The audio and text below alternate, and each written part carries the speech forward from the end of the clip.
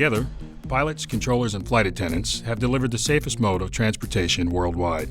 It takes impeccable communication and collaboration, which extends your crew beyond those sitting in the cockpit. Controllers have to understand what that workload looks like in the cockpit. Likewise, pilots need to have awareness of what's going on in the airspace around them and the whole scope of things that controllers are needing to deal with. There's nothing that substitutes for really putting yourself in another person's shoes, or in this case, another person's seat, and really understanding what's going on in their work environment. In collaboration with the FAA and the National Air Traffic Controllers Association, the Airline Pilots Association captured this social experiment for both pilots and controllers to learn more about their role in safely moving aircraft through the national airspace system. With NATCA's help, we took Delta First Officer Tim Heupel on a tour of the tower at Atlanta's International Airport. This was his first visit to an air traffic control facility in his 19 years of professional flying.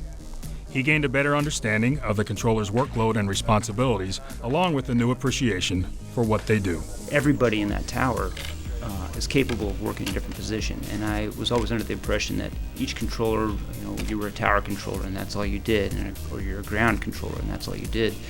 But I found out in the Atlanta tower, you need to be able to work every position, and they rotate through. Representatives of NATCA explained the controller's daily operations at the tower, TRACON, and center. Working at the TRACON is different from the tower because we are a pure radar environment. We're different from the center because their primary function is en route. They transition aircraft at high altitude from point A to point B. We work between the tower and the center to facilitate departures transitioning from the airport to the en route environment, and then we take the aircraft from the en route environment and get them all lined up and in sequence to land at the airport. For the full experience, though, a controller needed to sit in the left seat of an airliner. So ALPA arranged for NATCA Rep Brian Volante to fly a 757. Simulator, that is.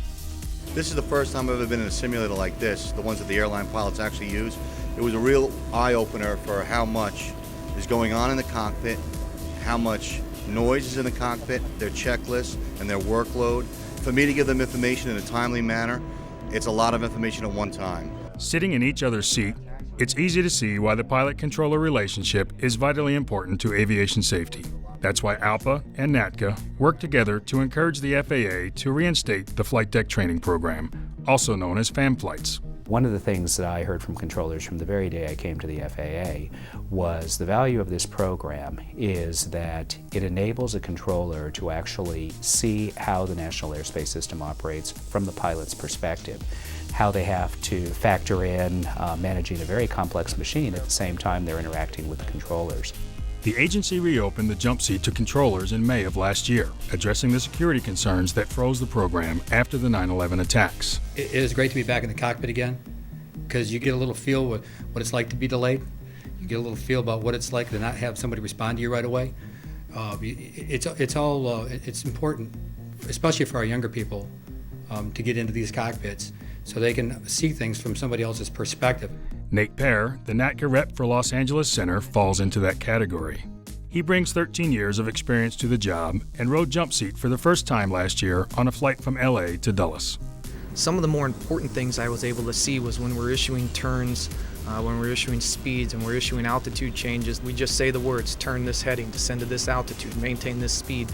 So to see the pilot and the co-pilot working in conjunction with each other and putting those things in and maintaining and watching, and the amount of work that goes into it, it really was a vital thing for me even to bring back to the controller workforce and to my union brothers and sisters to explain to them the things that they're doing.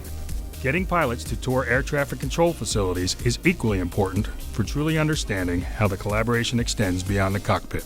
I have talked with pilots about what goes on in facilities, and my sense is they find it extremely helpful to understand the different functions that take place in a TRACON, in a center, or at a tower.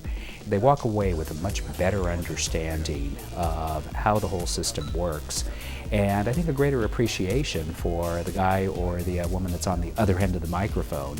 I encourage anybody that has any interest at all to come over here and do a tour. It's open, and also to let the controllers know that now that we have the observation capability with the jump seats, that the controllers are more than welcome to come and ride the jump seat to kind of see it from our perspective as pilots.